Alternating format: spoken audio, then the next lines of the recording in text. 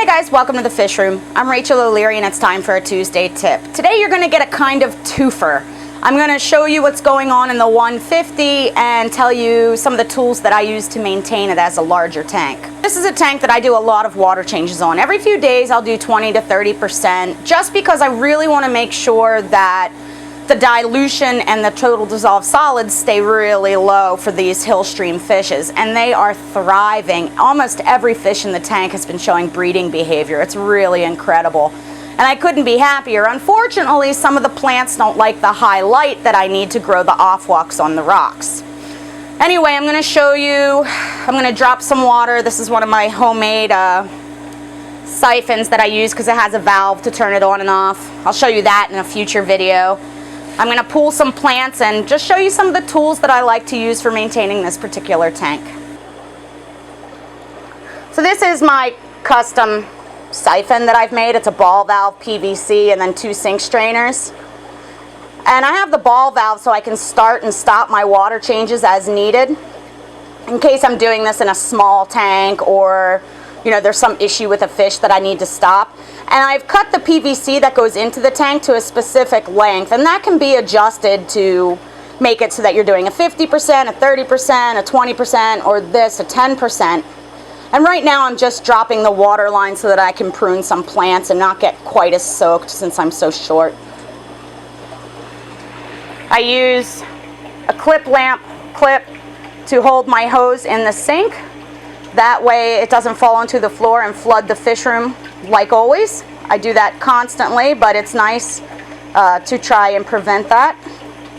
So those are 2 little handy tools I keep in here, and I'll go over how I make those custom siphons some other time.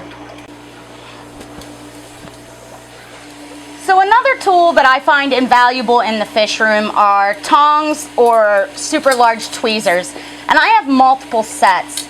And these don't have to be expensive. They can be anywhere from like $5 to $80. I have multiple sizes and shapes.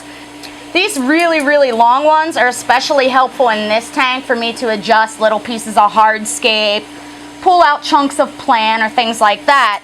And then I use these smaller ones with the curved ends for physically planting any stem plants, as well as pruning some of the other ones. It just gives you a little more control.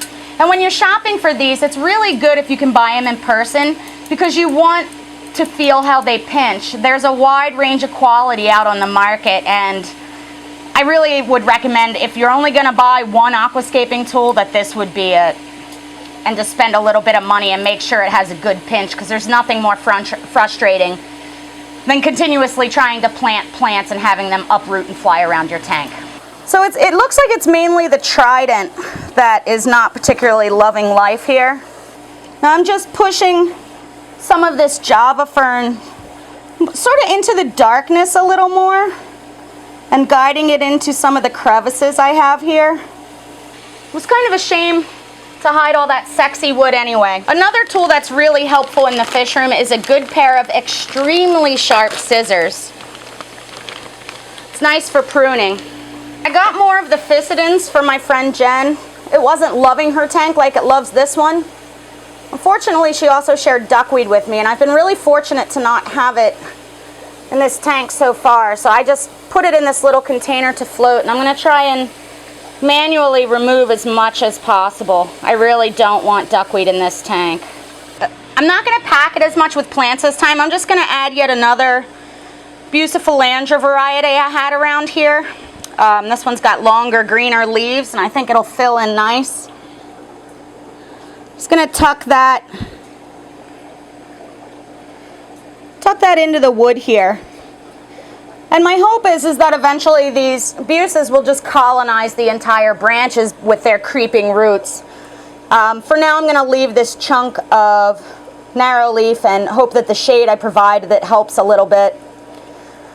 And then the next time I get into this tank, I'm gonna add more of the Siphons and replace the Stargine with dwarf sag, but I'm not gonna do that right now. Or maybe I am.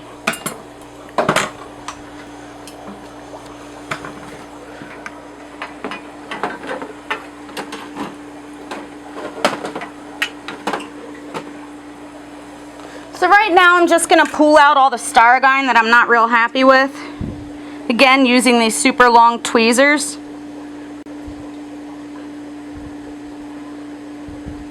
Wow, it's actually in there pretty good. It's another plant I'm going to try and rehab because it's really nice. It's just not so great for this big, deep tank. You can see the excellent root growth that I got, so it wasn't a total loss.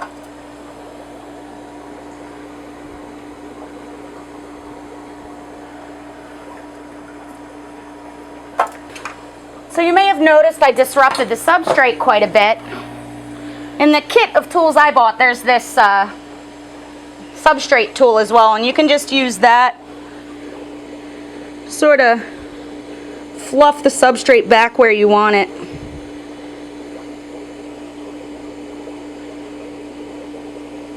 You can sort of wave it.